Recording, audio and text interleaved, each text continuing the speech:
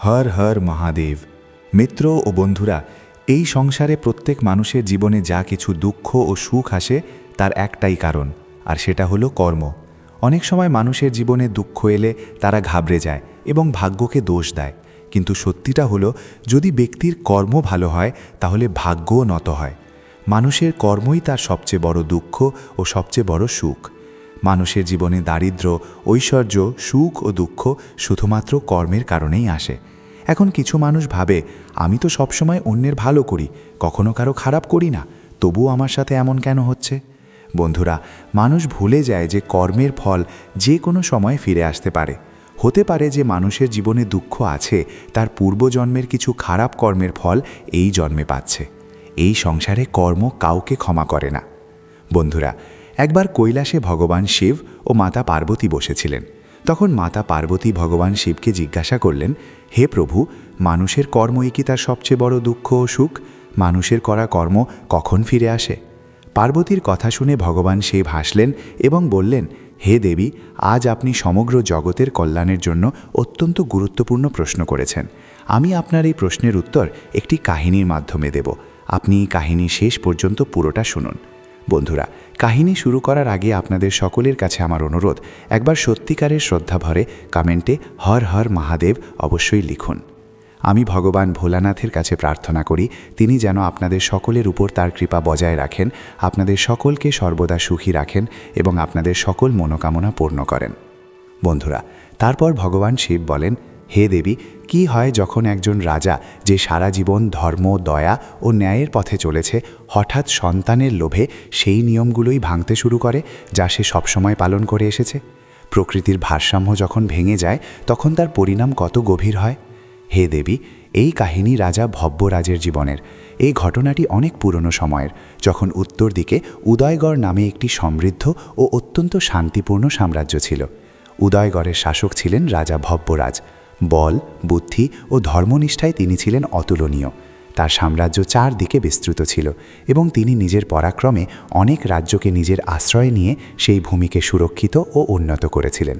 তার ভাণ্ডার সর্বদা ধনধান্যে পূর্ণ থাকত এবং তার সেনাবাহিনী শৃঙ্খলা ও বীরত্বের প্রতীক হিসেবে পরিচিত ছিল। উদয়গড়ের প্রজারা তাদের রাজাকে অত্যন্ত ভালোবাসত, কারণ রাজা ভব্যরাজ ন্যায়কে সর্বোচ্চ স্থান দিতেন। রাজ্যে কেউ ক্ষুধার্ত থাকত না এবং প্রতিটি অন্যায়ের দ্রুত নিষ্পত্তি হতো। রাজা ভব্যরাজ ভগবান নৃসিংহের পরম ভক্ত ছিলেন। প্রতিদিন তিনি সূর্যোদয়ের আগে উঠে পূজা করতেন, মন্ত্রোচ্চারণ শুনতেন এবং ধার্মিক গ্রন্থ নিয়ে বিদ্বানদের সঙ্গে আলোচনা করতেন।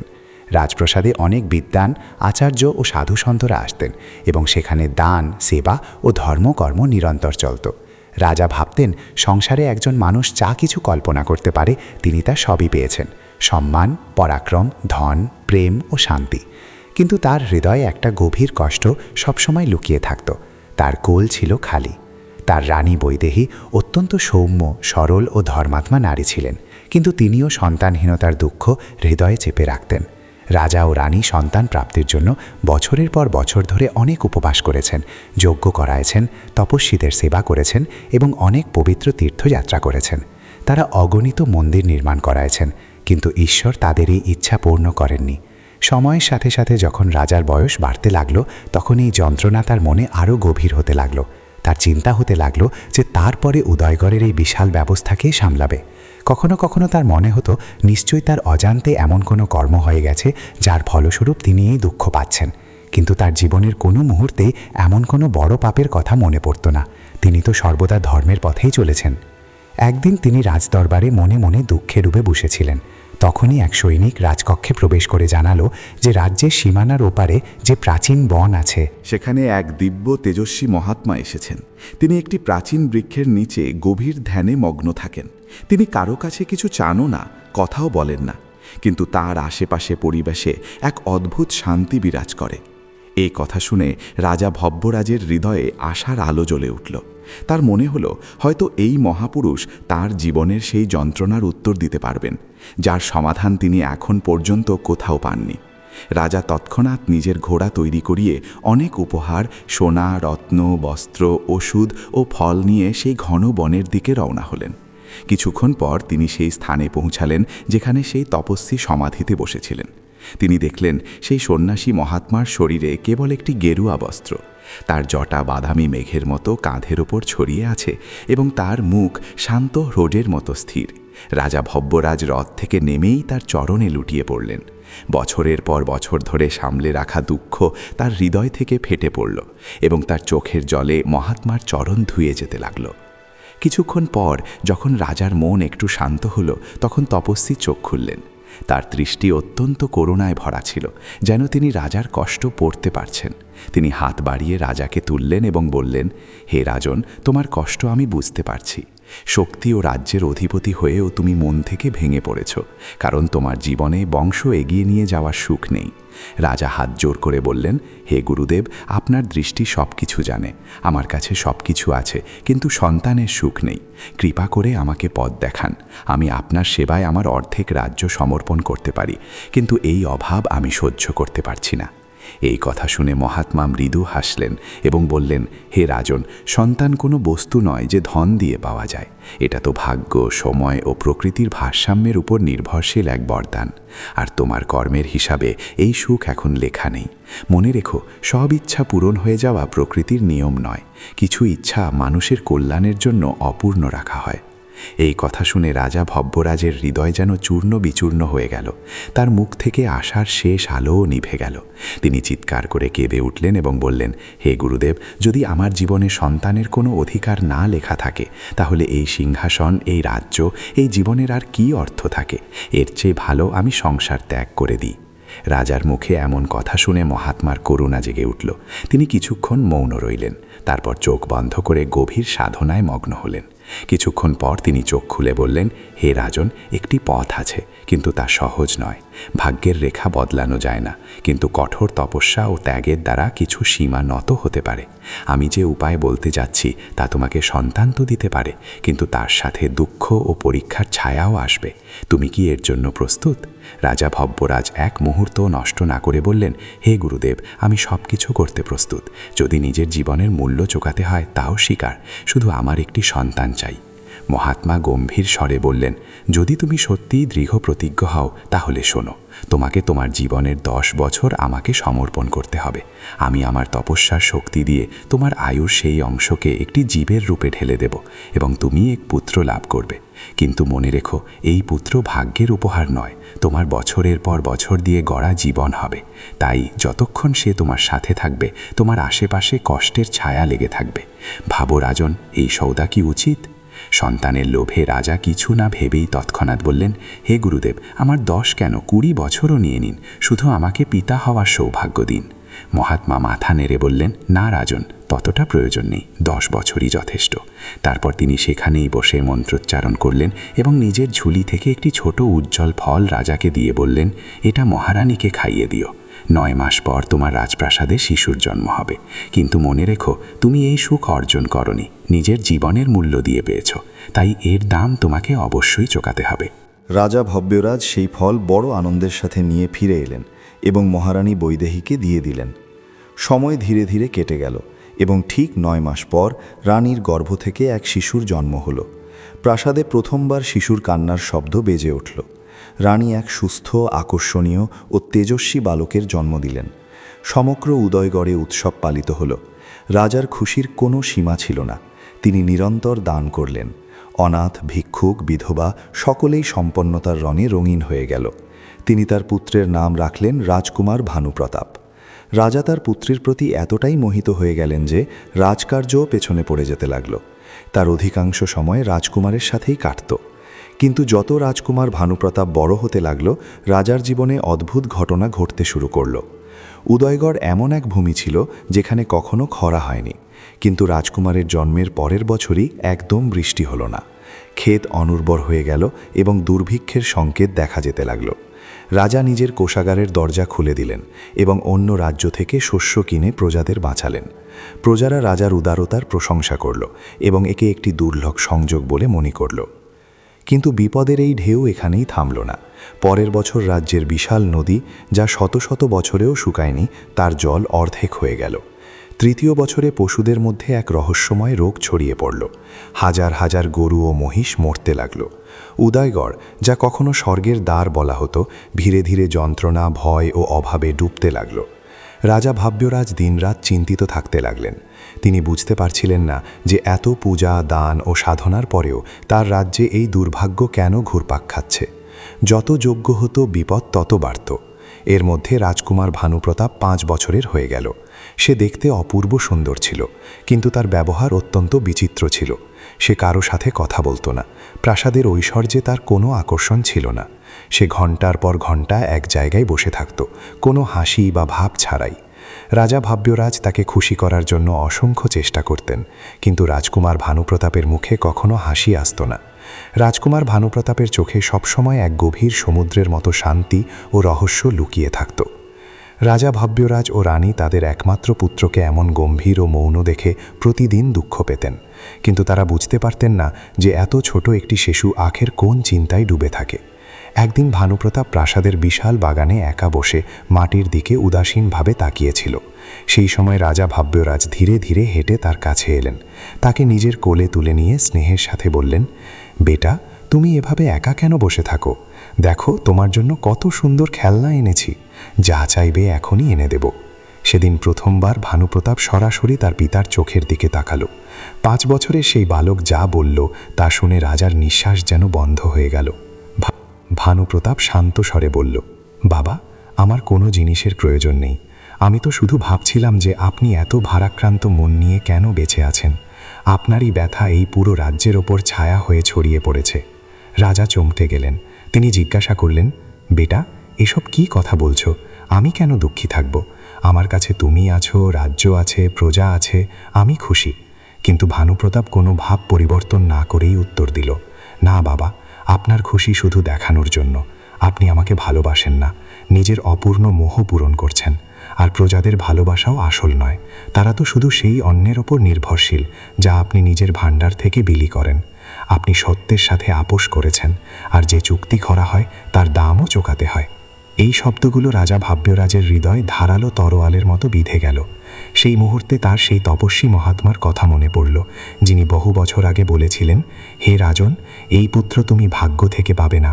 একে পাওয়ার জন্য তোমাকে নিজের আয়ু ও কর্ম দিয়ে মূল্য দিতে হবে। রাজার এখন বুঝতে পারছিলেন যে গত কয়েক বছর ধরে রাজ্যে যে অঘটন ঘটছে এবং তার বালক যেভাবে বয়সের তুলনায় অনেক বেশি গভীর কথা বলছে, এসবই সেই বরদানের ফল। তিনি সন্তান প্রাপ্তির মোহে সেই প্রাকৃতিক নিয়মকে চ্যালেঞ্জ জানিয়েছিলেন, যা কখনো ভাঙা উচিত নয়। আর এখন সেই কর্মই পুত্র ও রাজ্যের রূপে তার কাছ থেকে ঋণ উসুল করছে। রাজা ভব্যরাজ অনুভব করলেন যে পুত্রের জন্য তিনি নিজের নিয়তি বদলানোর চেষ্টা করেছিলেন, সেই এখন তার যন্ত্রণার কারণ হয়ে দাঁড়িয়েছে। সন্তান না হওয়ার দুঃখ তো এক সময় ছিল, কিন্তু এখন সন্তান হওয়ার পর তার যন্ত্রণা বহু গুণ বেড়ে গেছে। ভানুপ্রতাপের শব্দগুলো কোনো দৈব বাণীর মতো তার মনে প্রতিধ্বনিত হতে লাগল। সে যেন শিশু নয়, তার কর্মই সাক্ষাৎ সামনে দাঁড়িয়ে তাকে তিরস্কার করছে। রাজা কাঁপতে কাঁপতে পুত্রকে নিচে নামিয়ে দিলেন এবং কিছু না বলে নিজের কক্ষে ফিরে গেলেন। সেই রাতে তার এক মুহূর্তের জন্য ঘুম এলো না। তপস্বী মহাত্মার মূল্য চোকাতে হবে কথাটি এবং ভানুপ্রতাপের গম্ভীর কণ্ঠস্বর ক্রমাগত তার প্রতিটি চিন্তায় আঘাত করতে লাগল। তিনি প্রথমবার স্বীকার করতে বাধ্য হলেন যে তিনি কত বড় অপরাধ করেছেন। সন্তানের লোভে তিনি ধৈর্য হারিয়েছিলেন, ঈশ্বরের ব্যবস্থায় হস্তক্ষেপ করেছিলেন, আর এখন তার ফল তার চারপাশে ফাঁস হয়ে চেপে বসছে। যে রাজা নিজের প্রজাদের সুখ দেওয়ার কর্তব্য পালন করতেন, তিনিই এখন তাদের যন্ত্রণার কারণ হয়ে দাঁড়িয়েছেন। পরদিন সকাল থেকেই রাজা ভব্যরাজের স্বভাবে এক গভীর পরিবর্তন এলো। তিনি নির্বাক ও আনমনা হয়ে থাকতে লাগলেন। দরবারে বসেও তার মন অন্য কোনো জগতে আটকে থাকত। মন্ত্রীরা রাজ্যের সমস্যা নিয়ে আলোচনা করতেন, কিন্তু রাজা কেবল হ্যাঁ সূচক উত্তর দিতেন। খাবারের রুচি ছিল না, কোনো সভাতেও মন ছিল না। রানী নিজের স্বামীর এই অবস্থা দেখে অত্যন্ত চিন্তিত হয়ে উঠলেন। তিনি বারবার তাকে জিজ্ঞাসা করতেন, মহারাজ, আপনি এত ব্যাকুল কেন? ঈশ্বর আমাদের পুত্রের বরদান দিয়েছেন, আমাদের তো খুশি হওয়া উচিত। কিন্তু রাজা তার মনের সেই গিট কি করে খুলবেন? রাজা ভব্যরাজ এই ভেবে ভেতরে ভেতরে ভেঙে পড়ছিলেন যে নিজের স্ত্রীকে সেই সত্যিটা কিভাবে বলবেন। যে পুত্রকে পাওয়ার জন্য তিনি অগণিত ব্রত রেখেছিলেন, তপস্যা করেছিলেন, মন্দিরে মন্দিরে মাথা ঠুকেছিলেন, সেই পুত্রই তার সমস্ত কষ্টের মূল কারণ হয়ে দাঁড়িয়েছে। তিনি শুধু এটুকুই বলতে পারতেন, রানী, রাজ্যের চিন্তায় আমি রাতে ঘুমাতে পারি না। সময় গড়ানোর সাথে সাথে যখন রাজকুমার ভানু প্রতাপের বয়স বাড়তে লাগল, সেই গতিতেই রাজ্যের পতনও গভীর হতে লাগল। যে ভূমি কখনো সমৃদ্ধির উদাহরণ ছিল, সেখানে এখন ভয়, ক্ষুধা ও অসহায়তার পরিবেশ তৈরি হয়েছিল। কোষাগার প্রায় খালি হয়ে গিয়েছিল। রাজপ্রাসাদের ভাণ্ডারে ধুলো জমতে শুরু করেছিল। সৈন্যরা এখন খোলাখুলিভাবে অসন্তোষ প্রকাশ করতে লাগল এবং প্রজারা দরবারীদের থেকে শুরু করে প্রাসাদ পর্যন্ত সর্বত্র রাজার সিদ্ধান্তের ওপর প্রশ্ন তুলতে লাগল। ওদিকে প্রতিবেশী রাজ্যগুলো উদারগড়ের দুর্বলতা দেখে আক্রমণের প্রস্তুতি সম্পূর্ণ করে ফেলেছিল। এর মধ্যে রাজা ভব্যরাজ নিজেকে এমন এক পরাজিত জুয়ারির মতো অনুভব করছিলেন যে নিজের এক ভুলে পুরো জীবন হারিয়ে ফেলেছে। তিনি প্রতি রাতে সেই তপস্বী মহাত্মার স্মৃতিতে ডুবে যেতেন এবং মনে মনে বিলাপ করতেন, হে মহাত্মা, আমার ভুল হয়েছে, আমার পুত্রকে নয়, আমার সুখী রাজ্য ফিরিয়ে দিন। এই চিন্তার মধ্যেই এক রাতে তিনি স্বপ্নে সেই তপস্বীকে দেখলেন, যার কথায় একদিন তার জীবনের দিক বদলে গিয়েছিল।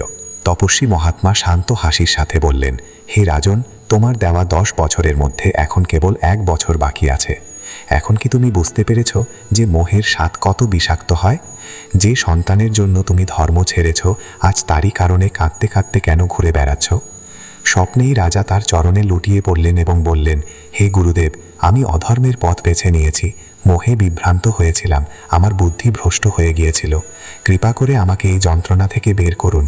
আমার সন্তান চাই না, আমার উদয়গণের সুখ ফিরে চাই। তপস্বী মহাত্মা শান্ত হয়ে বললেন, হে রাজন, সময়কে পেছনে ফেরানো যায় না, তোমার কর্মের ফল তোমাকে ভোগ করতেই হবে। কিন্তু যদি তোমার হৃদয়ে সত্যিকারের অনুতাপ থাকে এবং তুমি নিজের প্রজাদের জন্য নিজের মোহ ত্যাগ করতে পারো, তাহলে একটি পথ আছে। রাজা অধীর হয়ে জিজ্ঞাসা করলেন, হে গুরুদেব, সেই উপায়টি কি? আমি যে কোনো ত্যাগের জন্য প্রস্তুত।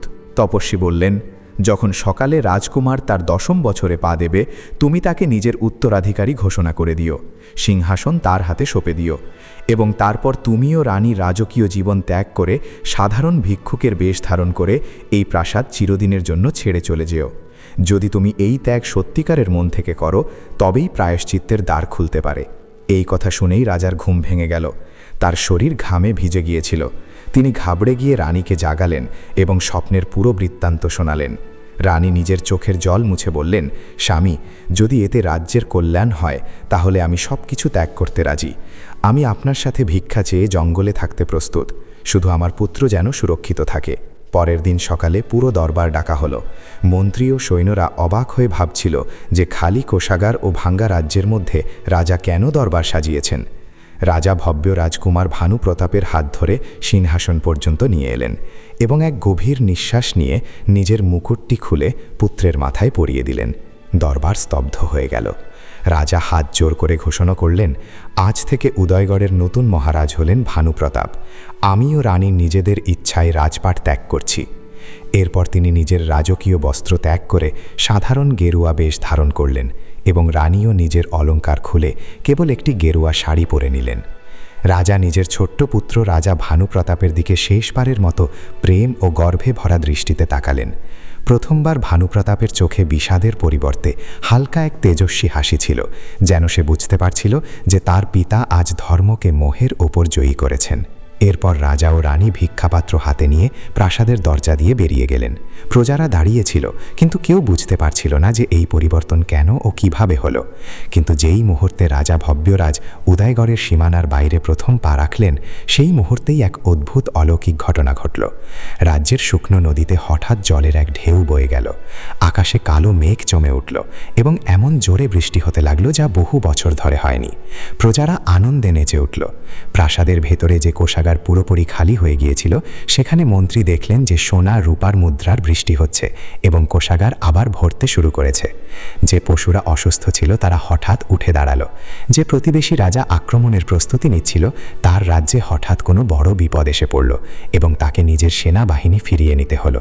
প্রাসাদে সিংহাসনে বসা 10 বছরের রাজা ভানুপ্রতাপ ধীরে ধীরে বদলাতে লাগল। তার গম্ভীর মুখ এক সাধারণ শিশুর মতো ফুটতে শুরু করল। কিছুক্ষণের মধ্যেই সে এক সাধারণ হাসি খুশি 10 বছরের শিশুতে পরিণত হলো। সে সিংহাসন থেকে লাফিয়ে নেমে মা বাবা বলে চিৎকার করতে করতে প্রাসাদের দরজার দিকে দৌড়ালো। কিন্তু ততক্ষণে রাজা ভব্যরাজ ও রানী অনেক দূরে চলে গিয়েছিলেন। তারা তপস্বীর কথা মতো নিজেদের কর্মের প্রায়শ্চিত্ত করার জন্য সবকিছু ত্যাগ করেছিলেন। রাজা ভব্যরাজ ও রানী জঙ্গলের দিকে হাঁটতে লাগলেন। তাদের এখন কোনো কিছুর দুঃখ ছিল না। তাদের মনে এক অদ্ভুত শান্তি ছিল। তারা বুঝতে পেরেছিলেন যে মানুষের কর্মই তার সবচেয়ে বড় দুঃখ ও সুখ। তারা মোহে পড়ে দুঃখ কিনেছিলেন এবং এখন ত্যাগ করে সত্যিকারের শান্তি পেয়েছিলেন। উদয়গড় রাজ্য তার নতুন রাজা ভানুপ্রতাপের শাসনে আবার সমৃদ্ধ হতে শুরু করেছিল। কিন্তু রাজা ভব্যরাজের দুঃখ যা তার কর্ম থেকে জন্মেছিল তা তার রাজপাট ত্যাগের পরেই শেষ হয়েছিল। রাজা ভব্যরাজ ও রানী জঙ্গলের দিকে হাঁটতে লাগলেন। তাদের মনে এখন রাজপাটের কোনো মোহ ছিল না, কিন্তু এক পিতা ও এক মায়ের হৃদয় তাদের পুত্রের জন্য ছটফট করছিল। রানীর চোখের জল থামছিল না। ভব্যরাজ তার কাঁধে হাত রেখে বললেন, হে প্রিয়ে, দুঃখ করো না। আমরা আমাদের কর্মের প্রায়শ্চিত্ত করেছি। আমাদের পুত্র এখন সুখী থাকবে। তার জীবন যা আমাদের মোহের কারণে কষ্টে ছিল, এখন সে এক সত্যিকারের রাজা হয়ে বাঁচবে। আমাদের আসল জয় এখানেই, যে আমরা নিজেদের সুখের জন্য প্রজাদের সুখে নয়, বরং প্রজাদের সুখের জন্য নিজেদের মোহকে ত্যাগ করেছি। রানী নিজের চোখের জল মুছলেন এবং স্বামীর সাথে পা মিলিয়ে চলতে লাগলেন। তারা হাঁটতে হাঁটতে উদয়গড়ের সীমানা থেকে অনেক দূরে চলে এলেন। সূর্য ডুবতে শুরু করেছিল এবং রাত নামছিল। যে পা কখনো মখমলের গালিচায় চলত, আজ তা কাকড় পাথরে ভরা রাস্তায় খালি পায়ে চলছিল। রানীর পায়ে ছড়ে গিয়েছিল এবং তা থেকে রক্ত ঝরছিল। রাজা ভব্যরাজের হৃদয় এটা দেখে কেঁপে উঠল। তিনি রানীকে একটি গাছের নিচে বসালেন এবং কাছের একটি ছোট নদী থেকে নিজের ভিক্ষা পাত্রে জল ভরে আনলেন। তিনি রানীর পা ধুয়ে দিলেন। রানী নিজের স্বামীর এই রূপ দেখে কেঁদে ফেললেন এবং বললেন, স্বামী, আপনি আমার জন্য রাজকীয় সুখ ছেড়েছেন এবং এখন এক সেবকের মতো আমার সেবাও করছেন। রাজা ভব্যরাজ বললেন, হে প্রিয়ে, আমরা এখন রাজা রানী নই, একে অপরের সঙ্গী। এটা আমাদের জীবনের নতুন যাত্রা, প্রায়শ্চিত্তের যাত্রা। সেই গাছের নিচে ক্ষুধার্ত ও তৃষ্ণার্ত অবস্থায় তারা তাদের প্রথম রাত কাটালেন। প্রাসাদের নরম বিছানায় ঘুমানো রাজা রানী আজ মাটিতে ঘুমোচ্ছিলেন। তাদের শীতও লাগছিল এবং জঙ্গলের পশুদের ভয়ও ছিল, কিন্তু তাদের মনে এক শান্তি ছিল। পরদিন সকালে তাদের খুব খিদে পেল। 2 দিন ধরে তারা কিছুই খাননি। ভব্যরাজের হাতে ভিক্ষা পাত্র তো ছিল, কিন্তু তার হাত ভিক্ষা চাওয়ার জন্য উঠছিল না। যে হাত সারা জীবন কেবল দান করেছে তা আজ কারো সামনে কিভাবে ফেলতে পারে? তার অভিমান, তার ক্ষত্রিয় ধর্ম তাকে আটকাচ্ছিল। রানী নিজের স্বামীর মনের দ্বিধা বুঝতে পারলেন। তিনি জানতেন এটা তার স্বামীর জন্য সবচেয়ে কঠিন পরীক্ষা। তিনি ভব্যরাজের হাত থেকে সেই ভিক্ষা পাত্রটি নিয়ে নিলেন। কাছেই একটি ছোট গ্রাম ছিল। রানী, যিনি কখনো প্রাসাদ থেকে বেরোননি, আজ ঘোমটা দিয়ে গ্রামের একটি বাড়ির দরজায় দাঁড়ালেন এবং ধীর স্বরে বললেন, মা, কিছু ভিক্ষা দিন, 2 দিন ধরে ক্ষুধার্ত। বাড়ি থেকে এক নারী বেরিয়ে এলেন এবং রানীকে ওপর থেকে নিচ পর্যন্ত দেখলেন। রানীর বস্ত্র যদিও সাধারণ ছিল, কিন্তু তার মুখে এক তেজ ছিল। সেই নারী বললেন, দেখতে তো কোনো ভালো ঘরের মনে হচ্ছে, বেশ শক্তপোক্ত আছো, কাজ কেন করো না? ভিক্ষা চাইতে লজ্জা করে না? এই কথা শুনে একটু দূরে দাঁড়িয়ে থাকা ভব্যরাজের মুঠি বন্ধ হয়ে গেল। তার চোখে ক্রোধ নেমে এলো। তিনি সেই নারীকে দণ্ড দিতে চাইলেন, কিন্তু তিনি ভুলে গিয়েছিলেন যে তিনি এখন আর রাজা নন।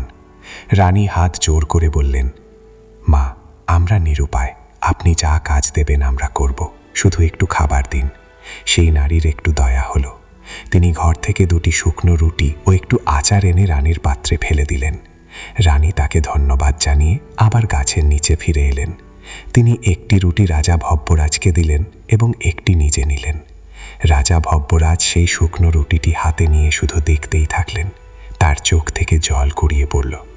আজ তার অভিমানের মাথা পুরোপুরি নত হয়ে গিয়েছিল। তিনি সেই শুকনো রুটিটি খেলেন এবং তার মনে হলো প্রাসাদের 56 পদের খাবারের চেয়েও বেশি স্বাদ সেই রুটিতে ছিল, কারণ তা ছিল তার অহংকার ভাঙার মূল্য। দিন সপ্তাহে এবং সপ্তাহ মাসে বদলে গেল। রাজা ভব্যরাজ ও রানী এক গ্রাম থেকে অন্য গ্রামে, এক নগর থেকে অন্য নগরে ঘুরে বেড়াতে লাগলেন। তারা ভিক্ষা করে যা পেতেন তা দিয়েই পেট ভরাতো। কখনো পেট ভরে খাবার পেতেন, তো কখনো খালি পেটেই শুতে হতো। গ্রীষ্ম, শীত, বর্ষা সব কিছু সহ্য করে তারা শুধু চলতেই থাকলেন। এই যাত্রায় তাদের রাজকীয় অহংকার পুরোপুরি গলে গিয়েছিল।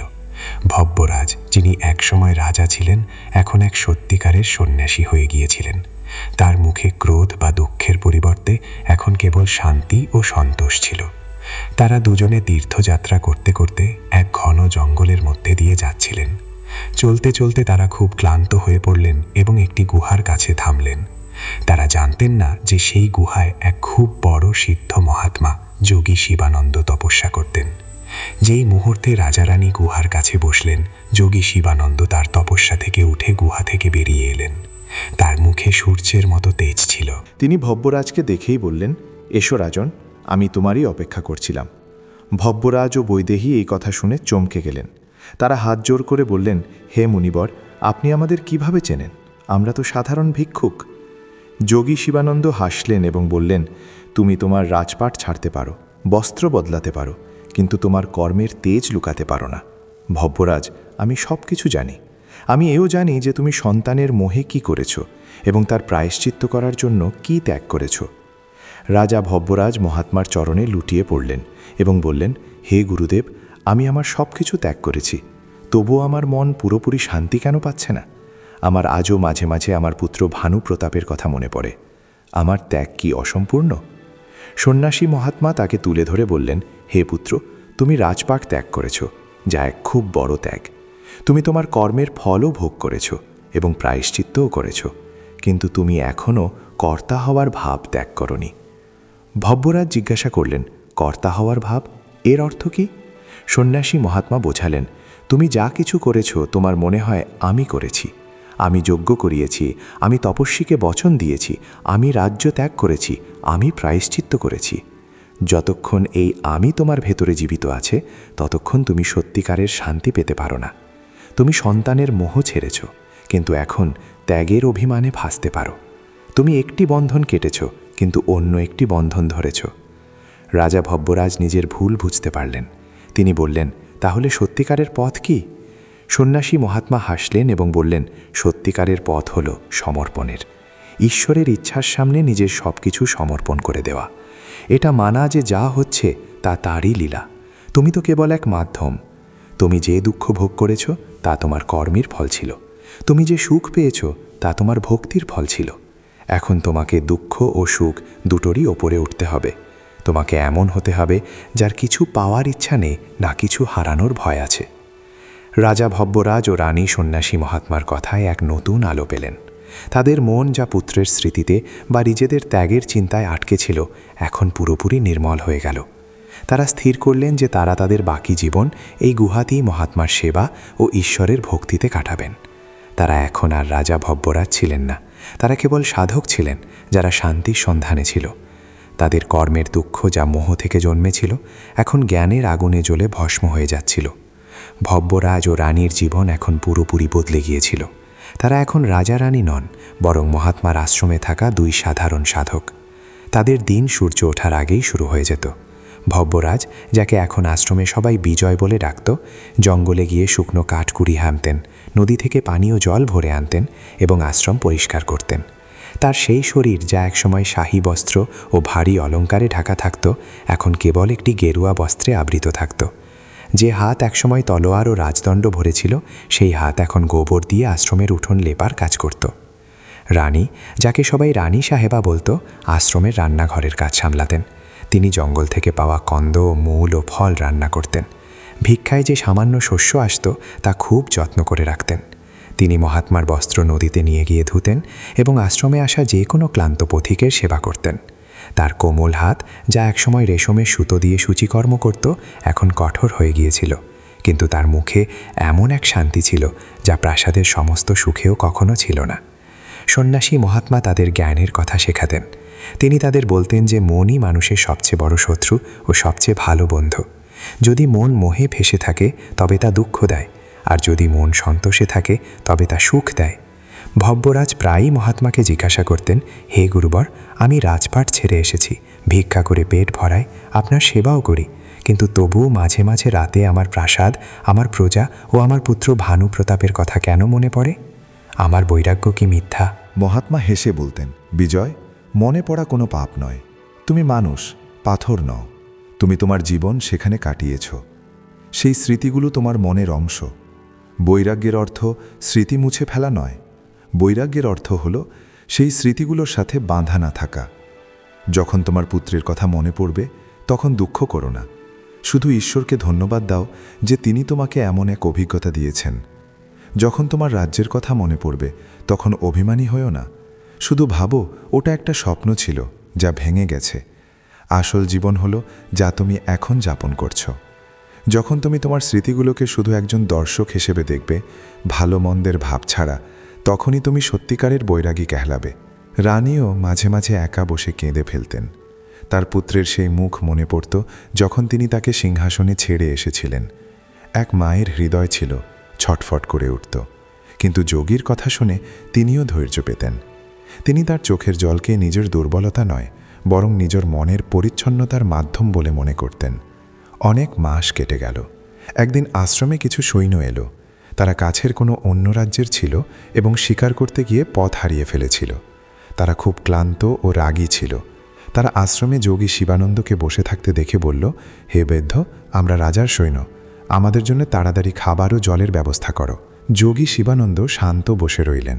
ভব্যরাজ, যিনি সেই সময় জল ভরছিলেন, মাটির একটি ঘড়া নিয়ে তাদের কাছে এলেন এবং বললেন, সৈনিকেরা, আপনারা ক্লান্ত, এই জল পান করে আপনাদের তৃষ্ণা মেটান। এক সৈন্য ভব্যরাজকে ওপর থেকে নিচ পর্যন্ত দেখল। তার জটপড়া চুল, ছেঁড়া বস্ত্র ও হাতে মাটির ঘড়া দেখে সে হেসে উঠল। আরে, তুই আমাদের জল খাওয়াবি? জানিস না আমরা কারা? মনে হচ্ছে এই জঙ্গল তোর বুদ্ধি ঘাস খেতে পাঠিয়ে দিয়েছে। চল ভাগ এখান থেকে, আর তোর গুরুকে বল আমাদের ব্যবস্থা করতে। অন্য সৈন্যটি ভব্যরাজকে ধাক্কা দিয়ে দিল। ধাক্কা লাগতেই ভব্যরাজ মাটিতে পড়ে গেলেন। ঘড়া ভেঙে গেল এবং সব জল বয়ে গেল। এক মুহূর্তের জন্য ভব্যরাজের ভেতরে ঘুমিয়ে থাকা রাজা জেগে উঠল। তার চোখ ক্রোধে লাল হয়ে গেল। তার বাহু কেঁপে উঠল। তিনি ভুলে গেলেন যে তিনি একজন সাধক। তার মনে হলো, এখনই উঠে এই সৈন্যের ঘাড় মুটকে দিই। সেই শক্তি তার মধ্যে এখনও ছিল। তিনি উঠে দাঁড়ালেন। তার মুঠি বন্ধ হয়ে গেল। তখনই তার নজর পড়ল যোগী শিবানন্দের ওপর, যিনি শান্ত বসে হাসছিলেন। যোগীর হাসি দেখে এই ভব্যরাজের যেন কারেন্ট লাগল। তার মনে পড়ল তিনি কে। তিনি নিজের অহংকারের প্রায়শ্চিত্ত করতে এসেছিলেন। এই সৈন্য তো ঈশ্বরের পাঠানো দূত, যে তার পরীক্ষা নিচ্ছে। ভব্যরাজ তৎক্ষণাৎ শান্ত হয়ে গেলেন। তিনি নিজের দুই হাত জোর করলেন এবং সেই সৈন্যের সামনে মাথা ঝুঁকিয়ে বললেন, শ্রীমান, আমার ভুল হয়ে গেছে, ঘোড়া ভেঙে গেছে, আপনি কৃপা করে বসুন, আমি আপনার জন্য নদী থেকে আরও জল নিয়ে আসছি। সেই সৈন্য, যে ভব্যরাজের ক্রোধে এক মুহূর্তের জন্য ভয় পেয়ে গিয়েছিল, এখন তার এই পরিবর্তিত রূপ দেখে অবাক হয়ে গেল। সে নিজের ভুল বুঝতে পারল। তার মনে হলো, এ কোনো সাধারণ ভিক্ষুক হতে পারে না। যে ব্যক্তির মুখে এত অপমান সহ্য করেও ক্রোধের পরিবর্তে শান্তি থাকে, সে নিশ্চয়ই কোনো মহাত্মা। সমস্ত সৈন্যরা লজ্জিত হয়ে গেল। তারা যোগী শিবানন্দের পায়ে পড়ে বলল, মহাত্মা, আমাদের ক্ষমা করে দিন, আমরা অহংকারে অন্ধ হয়ে গিয়েছিলাম। যোগী বললেন, ক্ষমা আমার কাছে নয়, এর কাছে যাও। ইনি তোমাদের জল খাওয়াতে চেষ্টা করেছিলেন আর তোমরা এর অপমান করেছ। সমস্ত সৈন্যরা ভব্যরাজের কাছে ক্ষমা চাইল। ভব্যরাজ তাদের তুলে ধরে বুকে জড়িয়ে নিলেন এবং বললেন, ভাইয়েরা, ক্ষমা চাওয়ার কোনো প্রয়োজন নেই, আপনারা আমাদের অতিথি। বৈদেহী রান্নাঘর থেকে যা কিছু রুক্ষ শুষ্ক খাবার ছিল তা নিয়ে এলেন। সৈন্যরা সেই খাবার বড় প্রেমের সাথে খেল এবং যাবার সময় যোগীর আশ্রমে কিছু স্বর্ণমুদ্রা রাখতে লাগল। ভব্যরাজ তাদের থামিয়ে দিয়ে বললেন, সৈনিকেরা, যদি আপনারা কিছু দিতেই চান তাহলে আপনাদের এই ক্রোধ ও অহংকার এখানেই ছেড়ে যান। আমাদের সন্ন্যাসীদের সোনার নয়, শান্তির প্রয়োজন। সৈন্যরা বচন দিল যে তারা আজ থেকে কখনো কোনো নিরপরাধের অপমান করবে না এবং সেখান থেকে চলে গেল। সেদিন যোগী শিবানন্দ খুব প্রসন্ন ছিলেন। তিনি ভব্যরাজকে বললেন, বিজয়, আজ তুমি তোমার আসল জয় হাসিল করেছ। তুমি রাজ্য জিতেছিলে, ওটা ছিল বলের জয়। তুমি রাজ্য ত্যাগ করেছিলে, ওটা ছিল মোহের জয়। কিন্তু আজ তুমি যে নিজের ক্রোধ ও অহংকারকে জিতেছ, এটা হলো আত্মার জয়। ভব্যরাজ ও বৈদেহীর চোখে সন্তোষের অশ্রু ছিল। তারা বুঝতে পারলেন যে সত্যিকারের শান্তি রাজপাটে বা সন্তানে নয়, বরং নিজের মনকে জয় করার মধ্যেই আছে। এখন তাদের কোনো কিছুর দুঃখ ছিল না, না কোনো কিছুর সুখ। তারা কেবল যোগীর সেবা ও ঈশ্বরের ধ্যানে মগ্ন থেকে নিজেদের জীবন কাটাতে লাগলেন। তাদের এ নিয়ে কোনো ফর্ক পড়ত না যে কাল কি হবে, কারণ তারা শিখেছিলেন যে যা হয় তা ঈশ্বরের ইচ্ছাতেই হয়, আর ঈশ্বরের ইচ্ছাতেই সত্যিকারের আনন্দ আছে। ভব্যরাজ ও বৈদেহীর জীবন এখন যোগী শিবানন্দের চরণে প্রকৃতির কোলে শান্তিতে কাটছিল। বছরের পর বছর কেটে গেল। শীত, গ্রীষ্ম ও বর্ষার কত ঋতু এলো আর গেল। তাদের মাথার চুল এখন তুলোর মতো সাদা হয়ে গিয়েছিল এবং মুখে গভীর বলিরেখা পড়েছিল, কিন্তু তাদের চোখে এমন এক তেজ ও শান্তি ছিল যা বড় বড় রাজাদের কাছেও থাকে না। ভব্যরাজ এখন কেবল বিজয় ছিলেন না, আশ্রমের আশেপাশের গ্রামের লোকেরা তাকে শান্ত বাবা বলে ডাকত এবং বৈদেহীকে সবাই দয়াময়ী মাতা বলতো। যোগী শিবানন্দ এখন খুব বৃদ্ধ হয়ে গিয়েছিলেন। তিনি বেশিরভাগ সময় নিজের গুহায় গভীর ধ্যানেই থাকতেন। আশ্রম পরিচালনার সমস্ত কাজ এখন বিজয় ও বৈদেহী সামলাতেন। তারা তাদের অতীত জীবনকে, তাদের রাজপাটকে এক স্বপ্নের মতো ভুলে গিয়েছিলেন, বা বলা যায় তারা তা মনে রাখতেন, কিন্তু এখন তার সাথে বাধা ছিলেন না। তাদের এখন কোনো কিছুর জন্য অনুশোচনাও ছিল না, কোনো কিছুর জন্য গর্বও ছিল না। তারা বর্তমানে বাঁচতে শিখেছিলেন। তাদের জন্য সবচেয়ে বড় সুখ এটাই ছিল যে তারা যোগীর সেবা করছেন এবং ঈশ্বরের নাম জপ করছেন। তাদের মন পুরোপুরি নির্মল হয়ে গিয়েছিল। তাদের মনে হতো এখন তাদের জীবনে আর কোনো পরীক্ষা বাকি নেই। তাদের জীবন এখন এই শান্তির সাথেই ঈশ্বরের চরণে বিলীন হয়ে যাবে। কিন্তু বিধাতা তাদের জন্য অন্য কিছুই ভেবে রেখেছিলেন। তাদের কর্মের একটি সুতো এখনও ছিল যা পুরোপুরি সুলঝায়নি। এক সন্ধ্যায় প্রচণ্ড ঝড় ও বৃষ্টি এলো। মনে হচ্ছিল যেন আকাশ ফেটে পড়বে। সেই সময় আশ্রমের দরজায় কেউ টোকা দিল। ভব্যরাজ দরজা খুললেন। বাইরে এক বৃদ্ধ লোক ভেজা অবস্থায় এবং ঠান্ডায় কাঁপতে কাঁপতে দাঁড়িয়েছিল। সে এত ক্লান্ত ছিল যে দাঁড়াতেও পারছিল না। ভব্যরাজ সাহারা দিয়ে তাকে ভেতরে ডাকলেন। বৈদেহী তাড়াতাড়ি আগুন জ্বালিয়ে এনে তাকে তাপ পোহানোর জন্য বসালেন। তারা তাকে পান করার জন্য গরম দুধ দিলেন। যখন সেই বৃদ্ধ লোকটির ঠান্ডা কিছুটা কোমল, তখন সে তার সামনে বসে থাকা ভব্যরাজকে মনোযোগ দিয়ে দেখল। তারপর সে বৈদেহীকে দেখল, যিনি তার ভেজা বস্ত্র শুকাতে নিয়ে যাচ্ছিলেন। বৃদ্ধ লোকটির চোখ বিস্ময়ে বড় হয়ে গেল। সে কাঁপতে থাকা গলায় বলল, না, এটা হতে পারে না, আমার চোখ আমাকে ধোঁকা দিচ্ছে। সে টলমল করতে করতে উঠে ভব্যরাজের পায়ে পড়ে গেল। সে কাঁপতে কাঁপতে বলল, মহারাজ, মহারাজ ভব্যরাজ, আপনি এখানে এই বেশে, আর মহারানী বৈদেহী, হে ভগবান, আমি আপনাদের কোথায় কোথায় না খুঁজেছি। ভব্যরাজ ও বৈদেহী চমকে গেলেন। এ তো তাদের রাজ্য উদয়গড়ের সবচেয়ে বিশ্বস্ত বৃদ্ধ মহামন্ত্রী হরপ্রসাদ। ভব্যরাজ তাকে তুলে ধরে বুকে জড়িয়ে নিলেন। পুরনো স্মৃতি এক মুহূর্তে জীবন্ত হয়ে উঠল। ভব্যরাজের চোখেও জল ভরে এলো। তিনি জিজ্ঞাসা করলেন, মহামন্ত্রী, আপনি এখানে কিভাবে? উঠুন, আমরা এখন মহারাজ ও মহারানী নই। মহামন্ত্রী কাঁদতে কাঁদতে বললেন, না মহারাজ, আপনি আমার জন্য সবসময় মহারাজই থাকবেন। আমরা তো আপনাকে মৃত বলে ধরে নিয়েছিলাম, ভেবেছিলাম আপনি জঙ্গলে প্রাণ ত্যাগ করেছেন। কিন্তু আমি প্রতি বছর আপনার খোঁজে বের হতাম, যদি কোথাও আপনার সন্ধান পাওয়া যায়, আর আজ আমার খোঁজ পূর্ণ হলো। বৈদেহী তার চোখের জল মুছতে মুছতে জিজ্ঞাসা করলেন, মহামন্ত্রী, রাজ্যের খবর বলুন, উদয়গড় কেমন আছে? প্রজারা সুখী তো? মহামন্ত্রী হাত জোর করে বললেন, মহারানী, আপনার ত্যাগে উদয়গড় স্বর্গ হয়ে গেছে। যেদিন আপনি রাজ্য ছেড়েছেন সেদিন থেকেই ভাগ্য বদলে গেছে। নদীগুলো ভরে গেছে, ক্ষেত সোনা ফলাচ্ছে, কোষাগার ভরে গেছে, এবং আপনার পুত্র মহারাজ ভানুপ্রতাপের নাম শুনে বৈদেহীর হৃদয়ে ধুকফুক করে উঠল। ভব্যরাজও উৎসুক হয়ে বললেন, হ্যাঁ, ভানুপ্রতাপ কেমন আছে? সে কি তার রাজধর্ম পালন করছে? মহারাষ্ট্রমন্ত্রীর চোখ ঝলমল করে উঠল। তিনি বললেন, মহারাজ, ভানুপ্রতাপের মতো রাজা শত শত বছরে একবার জন্মায়। মাত্র 10 বছর বয়সে আপনি তাকে সিংহাসনে বসিয়েছিলেন, কিন্তু তার মধ্যে 100 বছরের অভিজ্ঞ রাজার বুদ্ধি বেরিয়েছিল। তার রাজ্যে কোনো দুঃখী নেই, কোনো গরিব নেই। তিনি তার প্রজাদের সন্তানের মতো ভালোবাসেন। ধর্ম ও ন্যায়ের এমন রাজ্য যে লোকেরা পুরনো সমস্ত রাজাদের ভুলে গেছে। তিনি সাক্ষাৎ ধর্মরাজ। এই কথা শুনে ভব্যরাজ ও বৈদেহীর বুক গর্বে ভরে উঠল। তাদের মনে হলো তাদের ত্যাগ সফল হয়েছে। ভব্যরাজ বললেন, ঈশ্বরের ধন্যবাদ, আমরা এটাই শুনতে চেয়েছিলাম। কিন্তু তখনই মহারাষ্ট্র মন্ত্রীর মুখ ম্লান হয়ে গেল। তিনি ধীর স্বরে বললেন, মহারাজ, প্রজারা সুখী, রাজ্য সুখী, কিন্তু আপনার পুত্র, আমাদের রাজা, সে সুখী নয়। এই কথা শুনে দুজনেই ঘাবড়ে গেলেন। বৈদেহী ব্যাকুল হয়ে জিজ্ঞাসা করলেন, সে সুখী কেন নয়? মহামন্ত্রী এক গভীর নিঃশ্বাস নিয়ে বললেন, মহারাজ ভানুপ্রতাপের সব কিছু মনে আছে।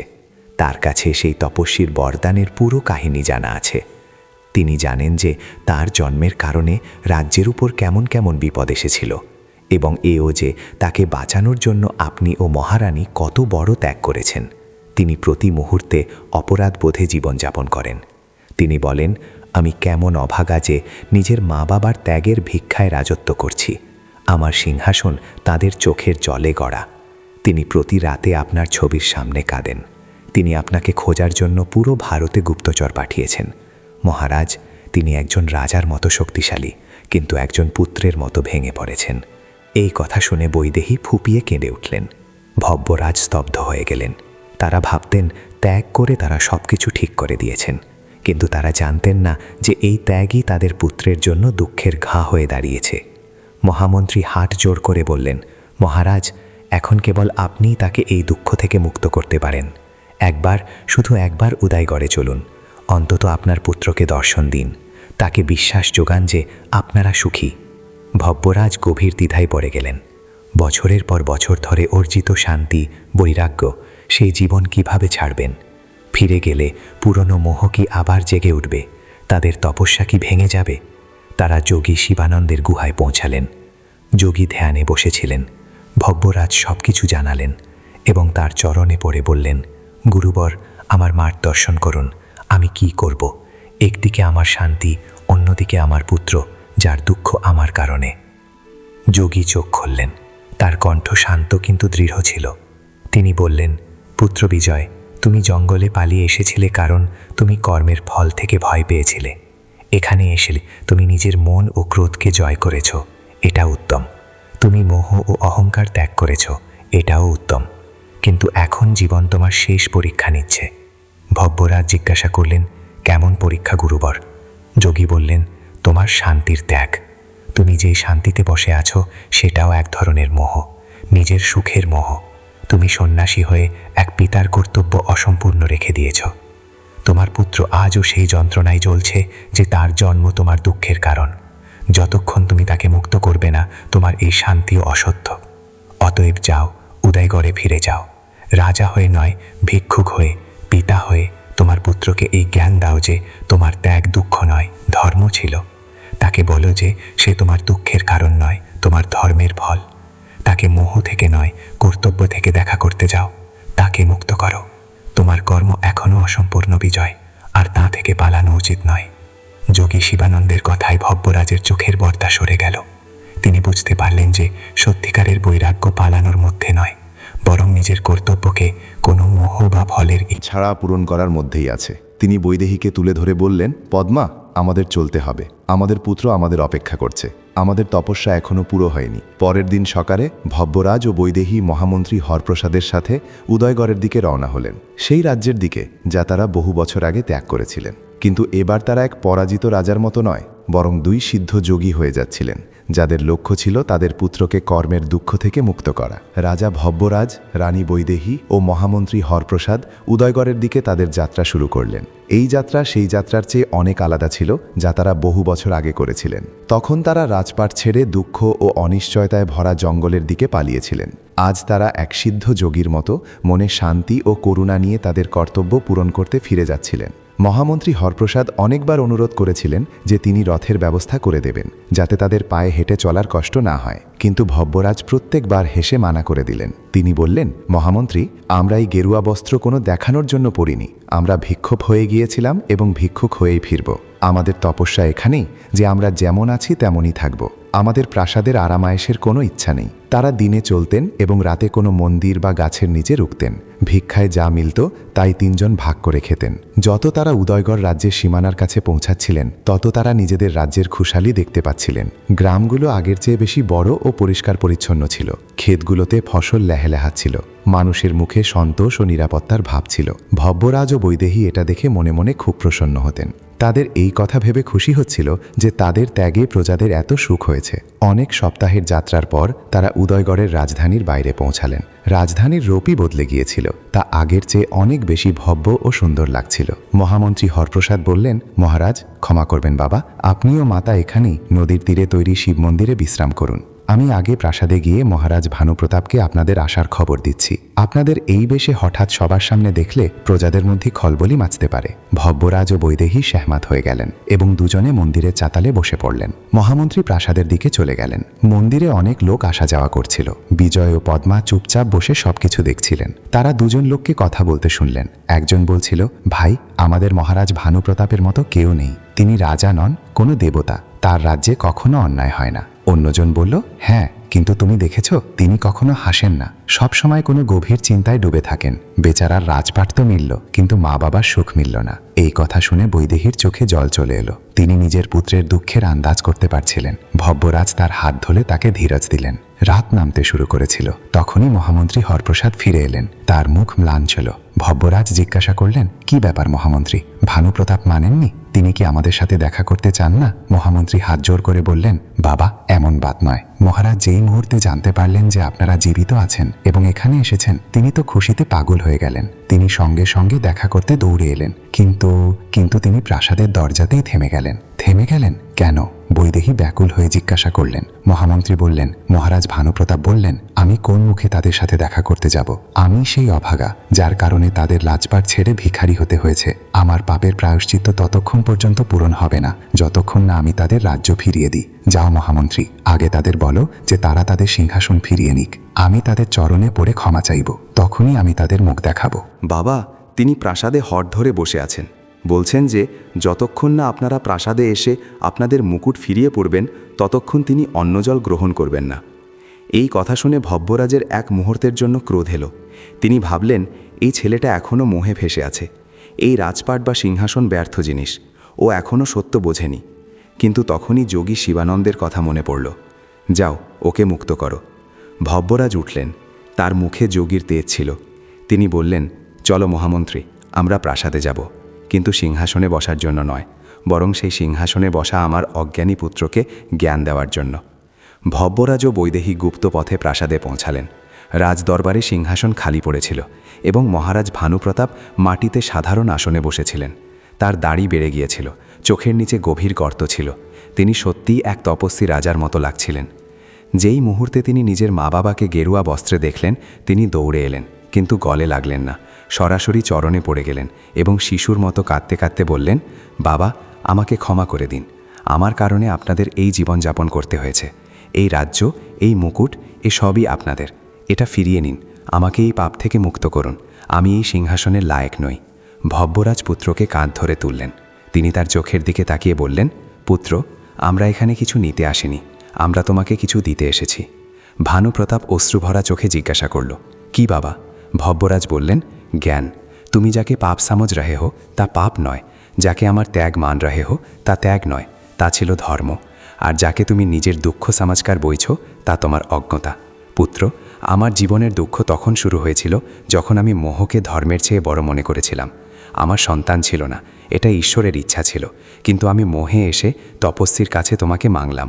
ওটা আমার কর্ম ছিল, আর সেই কর্মের ফল আমাকে পেতেই হতো। রাজ্যে আকাল পড়ল, প্রজারা দুঃখী হলো, ও সব আমার কর্মের ফল ছিল। তোমার তাতে কোনো দোষ ছিল না, তুমি তো শুধু এক মাধ্যম হয়ে এসেছিলে। বৈদেহী ভানুপ্রতাপের মাথায় হাত বোলাতে বোলাতে বললেন, হ্যাঁ বেটা, আর যখন আমরা রাজ্য ছাড়লাম তখন ওটা তোমার জন্য ত্যাগ ছিল না, ওটা ছিল আমাদের রাজধর্ম। একজন রাজার প্রথম কর্তব্য তার প্রজা, তার পুত্র নয়। আমাদের প্রজারা আমাদের কর্মের কারণে দুঃখ ভোগ করছিল, আমাদের তাদের সেই দুঃখ থেকে মুক্ত করতে হতো। তাই আমরা রাজ্য ছাড়লাম। সেদিন আমরা মোহকে নয়, ধর্মকে বেছে নিয়েছিলাম। আর যেদিন আমরা সেই প্রাসাদ ছাড়লাম, সেদিনই আমরা আসল শান্তি পেলাম। ভব্যরাজ নিজের কথা শেষ করলেন। তুমি ভাবো আমরা জঙ্গলে কষ্ট ভোগ করেছি? না পুত্র, কষ্ট তো আমরাই প্রাসাদে ভোগ করছিলাম, চিন্তা ও মোহের কষ্ট। জঙ্গলে ভিক্ষা করে যে শুকনো রুটি আমরা খেয়েছি, তাতে আমরা যে আনন্দ পেয়েছি, তা এখানকার 56 পদের খাবারে ছিল না। আমরা ভিখারি হয়ে হারিনি, আমরা জিতে মুক্ত হয়েছি। আর আমাদের এই মুক্তির কারণ তুমি হয়েছ। ভানুপ্রতাপ, তুমি আমাদের পাপ নও, আমাদের উদ্ধারের কারণ। এই কথা শুনে ভানুপ্রতাপের চোখ খুলি রয়ে গেল। যে কথাকে সে নিজের অপরাধ ভেবে ইতনে সালো ধরে জ্বলছিল, তা তো তার মা বাবার মুক্তির কাহিনী ছিল। ভব্যরাজ বললেন, এখন ওঠো, এই সিংহাসন তোমার। এটা তোমার ভাগ্য থেকে নয়, তোমার ধর্ম থেকে তুমি পেয়েছ। এটাকে অপরাধ বোধ থেকে নয়, গর্বের সাথে সামলাও। আমরা আমাদের আশ্রমে ফিরে যাচ্ছি। আমরা তোমাকে এক দুঃখী, অপরাধী রাজার রূপে নয়, বরং এক জ্ঞানী ও সুখী রাজার রূপে দেখতে চাই। এটাই আমাদের আসল ভিক্ষা। বলো, দেবে আমাদের এই ভিক্ষা? মহারাজ ভানুপ্রতাপ নিজের চোখের জল মুছলেন। আজ ইতনে সালো পর তার মনের ভারী পাথর সরে গেল। তিনি নিজের মা বাবার চরণে নয়, বরং এক গুরুর মতো তাদের সামনে ঝুঁকে পড়লেন। তিনি বললেন, বাবা মা, আপনারা আজ আমাকে এই জীবন মরণের দুঃখ থেকে মুক্ত করে দিয়েছেন। আমি আপনাদের বচন দিচ্ছি, আজ থেকে আমি দুঃখী হয়ে নয়, বরং এক মুক্ত পুরুষের মতো রাজধর্ম পালন করব। ভব্যরাজ ও বৈদেহী হাসলেন। তাদের যাত্রা, তাদের তপস্যা আজ সত্যিই পূরণ হয়েছিল। তারা তাদের পুত্রকে বুকে জড়িয়ে নিলেন। সেই রাত তারা প্রাসাদে নয়, বরং সেই শিব মন্দিরেই কাটালেন। পরের দিন সকালে তারা দুজনে তাদের পুত্র ও প্রজাদের সুখী ছেড়ে নিজেদের আশ্রমের দিকে যোগী শিবানন্দের কাছে ফিরে চললেন। তাদের মনে এখন কোনো দুঃখ, কোনো মোহ বা কোনো অসম্পূর্ণ কাজ বাকি ছিল না। তারা নিজেদের কর্মের দুঃখ থেকে পুরোপুরি মুক্ত হয়ে গিয়েছিলেন। বন্ধুরা, রাজা ভব্যরাজের কর্মের এই কাহিনী আমাদের এটাই শেখায় যে জীবনে সুখ ও দুঃখ আমাদেরই কর্মের ছায়া। যখন আমরা মোহ ও স্বার্থে পড়ে কর্ম করি তখন দুঃখ পাই, আর যখন আমরা ধর্ম ও ত্যাগের ভাব নিয়ে কর্ম করি তখন সেই কর্মই আমাদের মুক্তি ও শান্তি দেয়। রাজা ভব্যরাজ নিজের ভুল শুধরেছিলেন এবং নিজের কর্মের প্রায়শ্চিত্ত করেছিলেন, যার ফলে কেবল তিনি নন, তার পুত্র ও পুরো রাজ্য সুখ পেয়েছিল। ভগবান শিব মাতা পার্বতীকে বললেন, হে দেবী, এটাই কর্মের চক্র। কর্ম ফিরে অবশ্যই আসে, কিন্তু তা ভোগ করার পদ্ধতি আমাদের হাতে। আমরা চাইলে তা কেঁদে ভোগ করতে পারি অথবা তা বুঝে মুক্ত হয়ে যেতে পারি। বন্ধুরা, যদি আপনাদের এই কাহিনী ভালো লেগে থাকে এবং ভগবান শিবের জ্ঞান আপনাদের হৃদয় ছুঁয়ে থাকে, তাহলে কমেন্টে হর হর মহাদেব লিখতে ভুলবেন না। ভগবান ভোলানাথ আপনাদের সকলের কল্যাণ করুন।